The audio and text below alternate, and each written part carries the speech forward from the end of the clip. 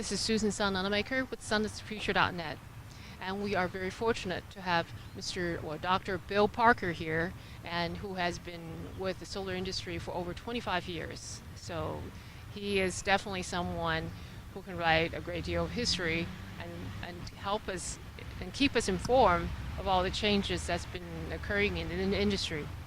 And he's also a very important part of a member of the Australian Solar Council. Yes, and we can get to hear and find out a lot of what his thoughts and on the changing industry and what we might be expecting in the future. So, Dr. Parker, Hi. in over 25 years, you're also the editor of this magazine too. That's a story that began late 80s, and I was working with a colleague of mine in a building in Perth, which was to provide the public with information on solar energy and the products that were there.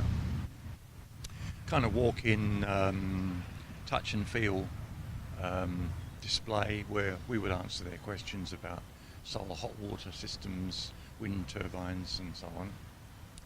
And somebody left and I was invited to produce the newsletter every month, which I did. I didn't think I could, but I did do it. And time passes and the editor of the then Australian and New Zealand Solar Energy Society left, and they wanted a replacement. So I was asked if I would be that replacement to produce Solar Progress, our magazine. And I said, well, I'm not sure. More pressure, more no's from me. Eventually I did agree to do that. And that's now 18 years past since I took on this particular role. And the magazine has gone through a few iterations, a few changes, and it's now pretty much a commercial magazine aimed at the solar industry as well as the academic fraternity in Australia and anywhere else that people want to read it, online and in print. It's a beautiful magazine. I have taken a look. Thank you. And it's very professional, and it has a lot of expertise that I think people who are in the industry would really appreciate. I sincerely hope so, because that's my main aim, and I kind of take guidance from our board of directors and CEO to some degree, but that's pretty much where we sit. For example, I'm trying to get David Rand, the scrutineer of the batteries, to write me a story on where he thinks automotive batteries and fixed building batteries might be headed. That's a good example of a real expert with 25 more years of experience in the area. And with a span of about 2 decades, how much of a change in terms of, let's say, in terms of commercial use, private homes, and also in industries, what are your thoughts and what kind of changes that you're seeing? One word: massive. This is definitely the industry that's exponential growth. Absolutely. The Solar Energy Society, as it was called then, would have been almost entirely academics, architects, engineers and the like, and now we've got a large proportion of industry people, installers, the PV manufacturers, the importers, and all of those adjunct industries that go along with them, batteries, inverters and the like. And the biggest change occurred, in 2008, 2009, exponential growth in the number of PV systems installed on people's homes. What the number is right now, if I said it now, it would be out of date by the time this recording gets used, I promise you. But I'm from Western Australia, and I can give you some statistics for for WA, we have got about 6,000 megawatts of capacity in our grid system in the southwest. We're moving towards 400 megawatts of PV in that system. In 2008, maybe there's 25 megawatts, if that. And that's all domestic residences. So that's massive. I have actually also seen there's a fresh market near where staying at, and they have the rooftop completely covered with solar panels. And I believe they indicated it has a great deal to do with some of the policy that's been in place as an incentive policy. Yeah. So do you think a lot of these, do you think incentive policy is very much instrumental in affecting, let's say, residents and people in general, their behavior in terms of use of solar energy? I wouldn't like to say it's changed behaviour, but I would say it has been the major influence in getting the kickstart of something bigger. We have toyed with feed-in tariffs over the years, sometimes too high, sometimes not at all.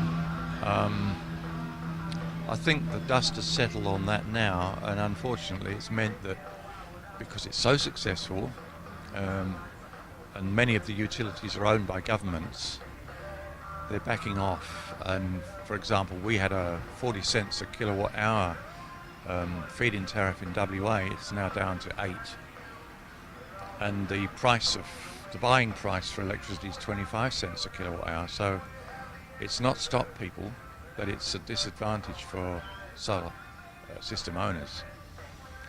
But the policy, it's mixed up with politics, and as one observer said, energy is politics and renewable energy is really politics, and you can't separate them. And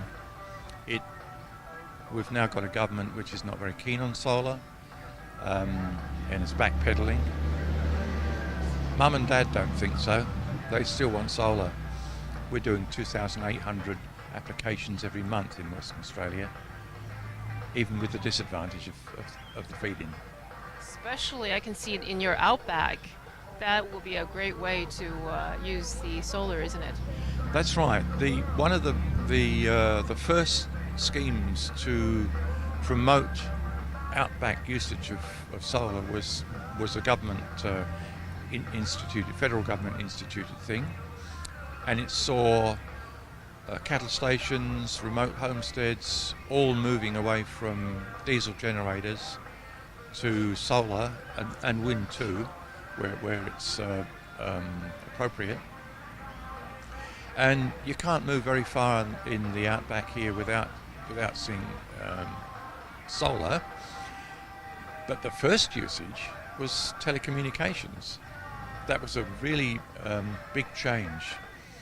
Can you imagine? We've got a microwave repeater station every 50 kilometres with a diesel generator in the middle of nowhere. You've got to maintain it. You've got to deliver diesel. So Telecom Australia, as it was, changed all that, put solar in, then we went to fibre optics, and complete game changer. Still runs on solar, but it's an example of a niche industry, if you like. Navigation too. Most of the country is solar, all those lead-in lights for shipping, all solar. Is there a power company? Is it Cav Power? Is it that's very much responsible for getting things going in the outback area? No, it depends on where you are. This is a big place, so Central Australia has always had a presence. The CAT projects, for example, in Alice Springs, Centre for Desert Knowledge, are both involved in this, and there have been predecessors installing and enabling, for example, Aboriginal people to do installations in outback communities. So that's been where the push is, all driven by this remote area photovoltaics program. So do they have somewhat of a microgrids that's No. utilized? No. It's there are no grids, and the exception to that is, well, depends on where we're talking. If you go north of Alice Springs, east or west, there are no grids. The next grid on the road to Darwin would be Catherine or Tennant Creeks, little towns like that. And so those small grids are like spokes on a wheel. There's the power station, and it's a radial type of grid. Not very efficient, very hard to manage. And in WA we have seen the problems, and the power company is offering a feed-in tariff depending on where you live. So the farther away from a supply of diesel you live, the higher the tariff. So they're offering, for example, 50 cents a kilowatt hour in one town, the farthest from the point of importation of the diesel. So as you move towards the coast, the feed-in tariff is lower, but the uptake has been wonderful, and they're very, very pleased with the result, and it's easier for them to manage it too. But how do they get started? Do they have any power company helping them to get more interest in it, or is it more of a grassroots movement from the residents? It's not grassroots, at least not in the areas I'm talking about. It's more the company Horizon Energy put out expressions of interest, I believe, to the installers. They've got headquarters in Perth and other places where they've got a presence. They talk to the installers, they tell them what they want to do, what they want to achieve, and provide them with ground rules, standards for installation, where these things are going to go and so on, and then supervise the installations. I might be wrong about that supervision bit, but they certainly have a close interest in how it works. As for community groups, no, there's not enough people to make this work. It really takes people who have very serious understanding of what it entails. And it's wonderful that you have the power company that's been so enlightened early on, and that makes a big difference, doesn't it? Well, it does, and the network engineers at Horizon started this new program only about 18 months ago, but the uptake was instant. You know, they got a result straight away, and they've got the attitude that if people want to put in battery systems, they'd still prefer grid connection so that they can become energy managers rather than energy suppliers. And for example, they have 2 solar power stations in their own right in the northwest, about 150 kilometres inland. Again, it's driven by price of diesel, where they have, both power stations have got flywheels, really fancy ones, to come into action if there is a breakdown in the solar.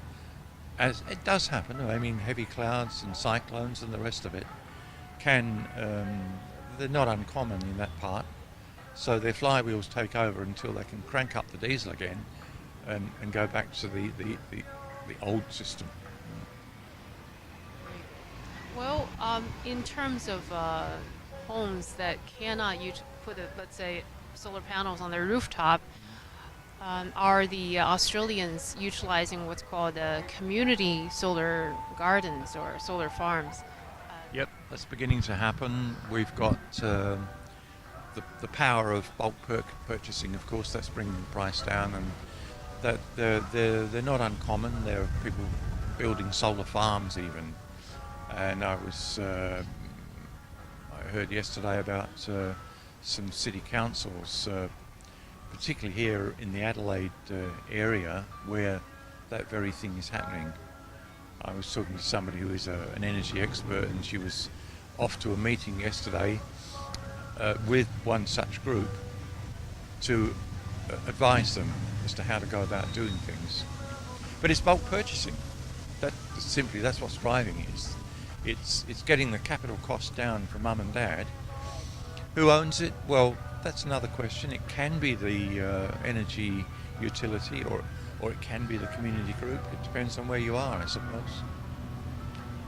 In the States, we have been seeing a lot of that starting to develop, and that makes it. As a matter of fact, we have interviewed someone in Colorado area who actually utilizes or who work with EPA, and they try to use the landfills as a way to. Sure. That's a great way to Absolutely. use the space. Fantastic. There's no doubt we're throwing energy away, just throwing it in the ground, and we got to stop doing that because there's energy stored in that material. Just grab it and use it.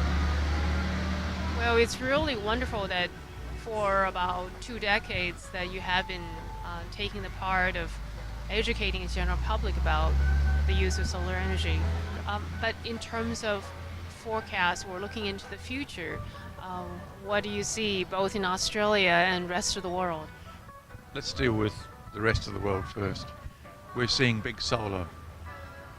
You can be proud in America of the Bright Source Energy plant in, I'm trying to think of where it is, Ivanpah,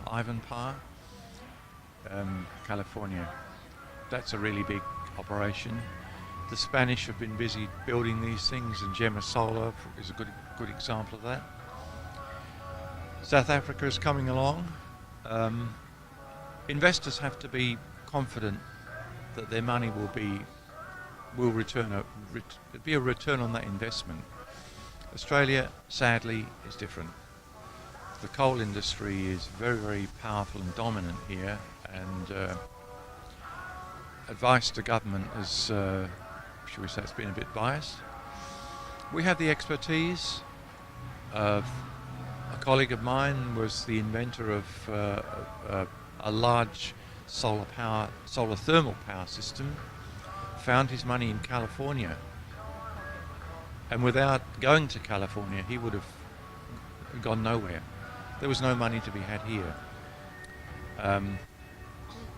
We have some of the world's leaders in solar thermal technology not an hour on a plane from here, in one centre, and then in another one a little bit further on. We have the expertise. Maybe we are in a position to export that expertise by way of technology transfer. But as for building it here, I'm afraid that the present government is not interested. Cold rules. We're seeing changing wind in various parts of the countries, but one thing to be certain, things are always going to be in flux. It's always going to change. I've absolutely no doubt of that at all.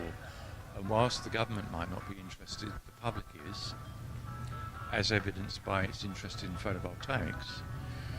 And with the emergence of community groups with a lot of political power, we may well see change and pressure put on the government to look at, for example, smaller solar thermal plants, 50 megawatts, 100 megawatts, to do things like desalinate water, to supply mines. And again, in Western Australia, where I'm from, we see the mining industry interested in not huge solar thermal plants, but moderate ones that will give them power, again, to offset the cost of diesel.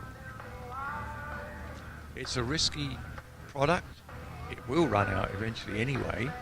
We don't know when, and right now it's darn expensive to transport, and maybe they're not so interested in the pollution problem, but they sure are interested in the balance sheet, and that'll be the driver.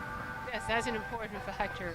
Yeah. But I remember reading just a few months ago, at one point, I think it's the people who actually responded to some policy changes, and they actually say, yes, we want solar, we really insist on it. We sure did, and that was in Western Australia. What happened was that the government, the state government, decided to close down the 40 cents a kilowatt hour feed-in tariff, and people had borrowed money to put PV systems in so that they could generate their own electricity and get a return on that investment to pay back their loans. Government said, that's it, no more, it's over. Thousands of people put their names on a petition right across Australia, but more so in Western Australia, and the government backed down and reinstated it. So people power is it's not dead by a long chalk. And the government does listen. The government had to listen. It was so embarrassing for them. Let's see what happens next, but it could happen with the federal government too. I don't know yet. Hopefully, with enlightened federal government or governments at various levels at different regions, they will all eventually come around and supporting or be supporters of solar energy. Yeah. Or feed-in tariff. It's cheaper. Yes, it is. Ultimately, that is the bottom line. Put it all together, it's cheaper. Magnetic Island in Queensland has just shown that it's saving money. And being smart about what we do with energy anyway. Using LEDs, all that kind of stuff that doesn't change our lifestyle. Painting the rooftop with a lighter color. And okay. Well, but thank you very much. And I'm really glad we have these moments. And we'll be looking forward to hearing from you in the future also. I'll send you the magazine. Thank you very much. And signing off, Susan Sun Nunamaker at sunisthefuture.net with Dr. Bill Parker, and who's been a very well-informed and who's a veteran in solar industry. So we are really thankful for these few minutes with him.